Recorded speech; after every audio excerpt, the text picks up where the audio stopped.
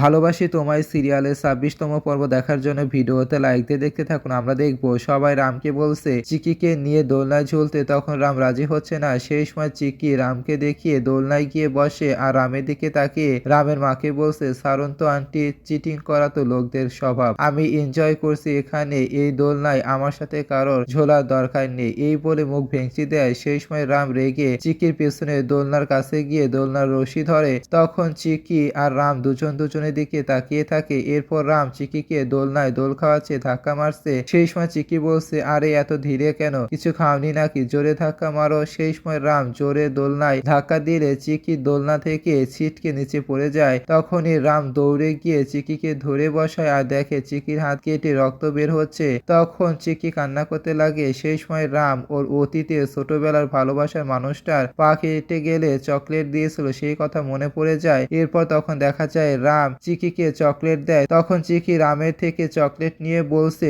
তুমি কি করে জানলে আমি কানলে চকলেট দরকার হয়? তখন চিকির এই কথা শুনে রাম অবাক হয়ে চিকির দিকে তাকিয়ে থাকে। তো বন্ধুরা, কেমন লাগলো কমেন্টে জানিয়ে দেবেন।